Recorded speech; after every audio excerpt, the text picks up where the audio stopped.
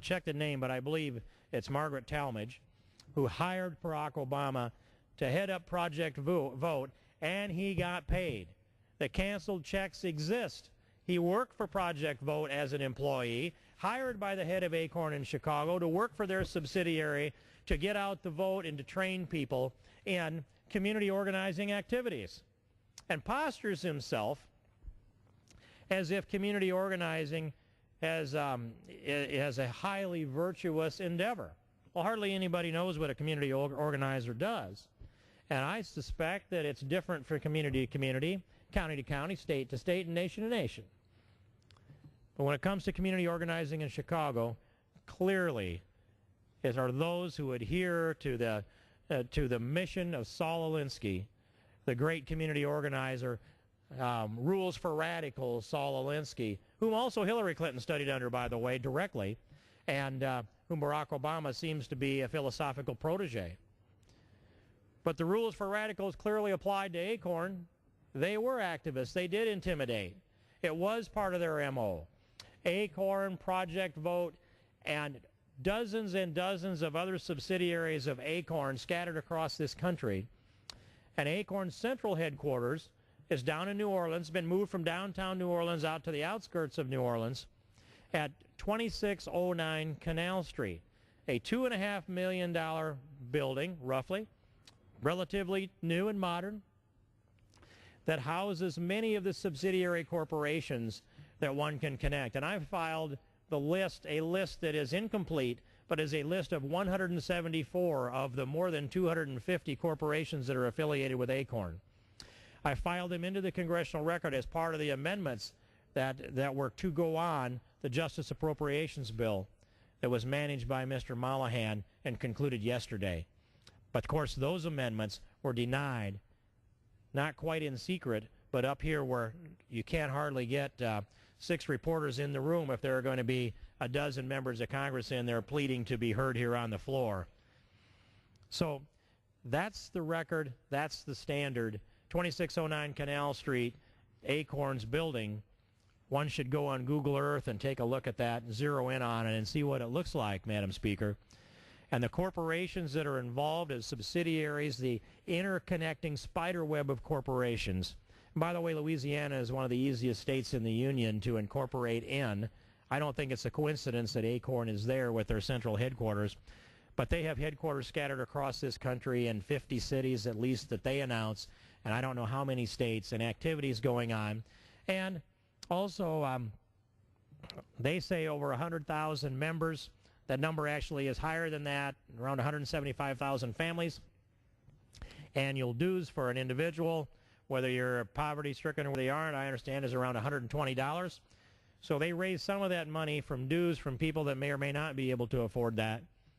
$53 million from our tax dollars, and now we don't know the whole picture because it takes a lot of work to unravel this spider web of corporations that exists, that are affiliated in part and parcel of ACORN, that have interconnecting boards of directors and sometimes copy and paste boards of directors where if the board of, let's just say, Project Vote or one of the other subsidiaries happen to meet and then walk into another room and you would sit down with ACORN and that board met, you might look around and not find any faces that are different. They might all be the same. Some of these interconnecting corporations, subsidiaries of ACORN, have identical boards of directors, an identical address, and identical corporate filings with the exception of the name and the date that they're filed. This is a copy and paste reproductive method that allows them to go out and take all kinds of money in from every avenue, pour that through, commingle those fungible funds, and spend them however they like, including getting out the vote for Democrats, registering hundreds of thousands of fraudulent votes. And when ACORN's asked about this, Madam Speaker, when that question came up in a little debate with the head ACORN last night, they say, well, ACORN's not under investigation or indictment. Not true. They clearly are. Absolutely in Nevada they are. But they are alleging that there was only investigations or indictments of their employees who were just a few not very well managed, maybe rogue employees that were out there registering. Well, it turns out to be a fact that ACORN's policy in print was, in some of the states, to pay commissions for people to sign up voter registrations. Clearly against the law in a number of the states across the country, many of the states across the country, including Nevada. We will see more of these investigations and convictions unfold. Now, why am I concerned about this, Madam Speaker? And the answer is, first, it is essential that we maintain a legitimate, reliable, and honorable election process in America. If first you corrupt the voter registration rolls, the next thing that happens is the votes themselves are corrupted.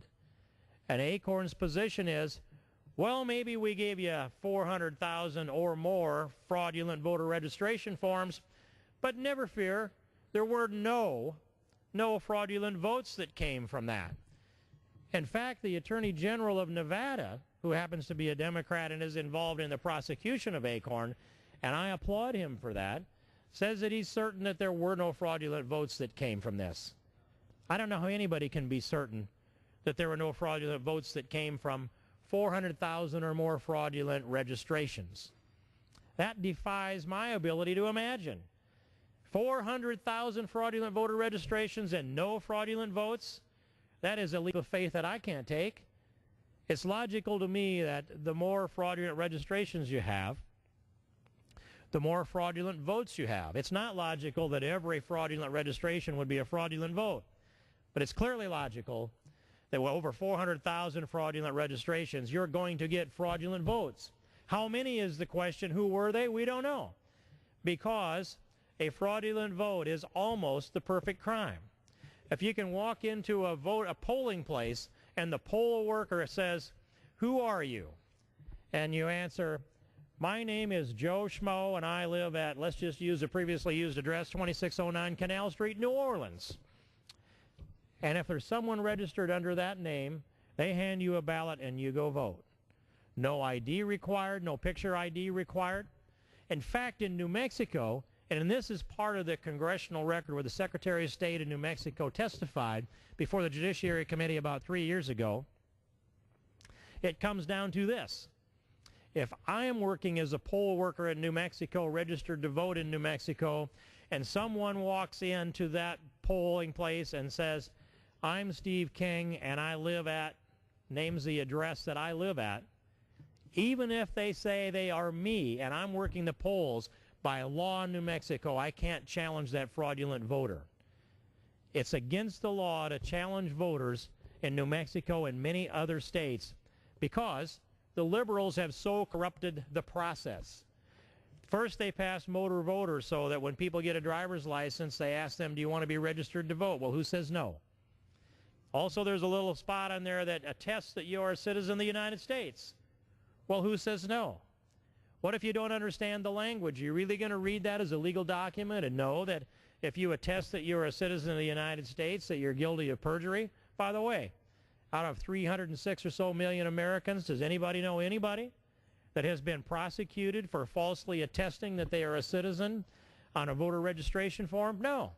That's an unprosecuted crime, a crime of perjury, which exists as a felony in every state that I know of, unprosecuted.